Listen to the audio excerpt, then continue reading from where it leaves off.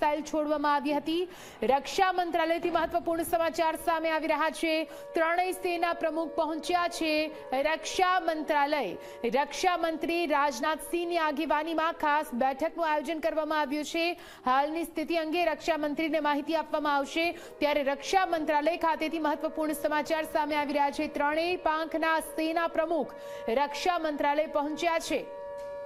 અત્યાર સુધીની પરિસ્થિતિ અને હવે આગળની કઈ રણનીતિ સાથે આગળ વધવું, આગળ કેવી રીતે પાકિસ્તાનને જડબાતોડ જવાબ આપવો, શું કઈ રણનીતિ ત્રણેય સેનાના પ્રમુખ પોતાના માઇન્ડમાં ઘડી રહ્યા છે તેની વિગતો રાજનાથસિંહને આપશે। સાથે સાથે હાલની પરિસ્થિતિ પણ માહિતીગાર રાજનાથસિંહને કરવામાં આવશે। આપને જણાવી દઈએ, રક્ષા મંત્રાલયથી આ મોટા સમાચાર સામે આવી રહ્યા છે। ત્રણેય પાંખના સેના પ્રમુખ રક્ષા મંત્રાલય ખાતે પહોંચ્યા છે। થોડી જ વારમાં બેઠકની શરૂઆત થશે। રક્ષા મંત્રી રાજનાથસિંહની આગેવાનીમાં આ બેઠકનું આયોજન